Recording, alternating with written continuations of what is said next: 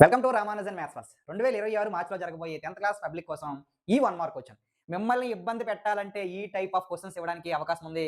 చాలా సింపుల్‌గా చెప్తాను, అర్థం చేసుకోండి. ఏ, బి ఆర్ పాజిటివ్ ఇంటిజర్స్ అంట. ఏ, బి అంట పాజిటివ్ ఇంటిజర్స్ అంట. అంటే ఏ అనేది ఒక 15 అనుకోండి, 15 అనుకోండి, బి అనేది ఒక 20 అనుకోండి, పాజిటివ్ ఇంటిజర్ అనుకోండి.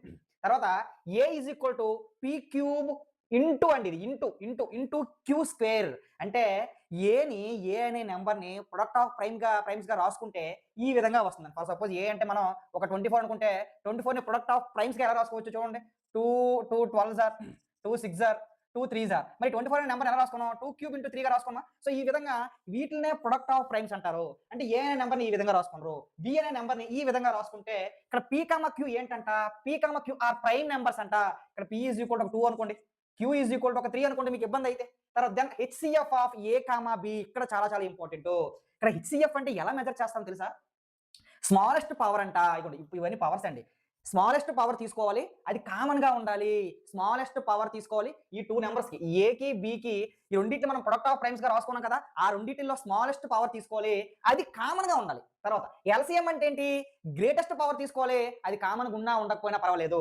ఎల్ అంటే లీస్ట్. ఇక్కడ మనకి ఏం తీసుకోవాలి? లీస్ట్‌కి అపోజిట్ ఏంటి? గ్రేటెస్ట్. హెచ్ అంటే హైయెస్ట్‌కి అపోజిట్ ఏంటి? లీస్ట్ తీసుకోవాలి. లీస్ట్ పవర్ తీసుకోవాలి. ఇప్పుడు మనం ఇక్కడ ఏ ఈజ్ ఈక్వల్ టు ఇక్కడ పి అంటే ఏమనుకున్నాం? 2 అనుకున్నాం కదా! 2 క్యూబ్ ఇంటూ క్యూ అంటే ఏమనుకున్నాం? 3 అనుకున్నాం కదా! కాబట్టి 3 స్క్వేర్. తర్వాత బి అంటే ఏమనుకున్నాం? P into q cube. P అంటే మనం ఏమనుకున్నాం? 2 ఇంటూ క్యూ అంటే 3 అనుకున్నాం, 3 క్యూబ్. మనకి హెచ్‌సిఎఫ్ అంటే ఏం కావాలంటే కామన్‌గా ఉండాలి.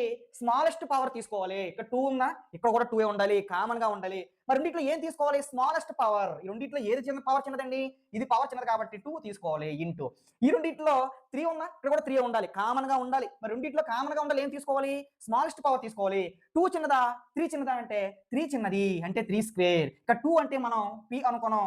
ఇంటూ క్యూ 3 అంటే క్యూ అనుకున్నాం కాబట్టి క్యూ స్క్వేర్. మనకు కావాల్సిన answer P into Q square. P into Q square is 1 is a answer. ఈ విధంగా చాలా సింపుల్‌గా మనం నేర్చుకోవచ్చు.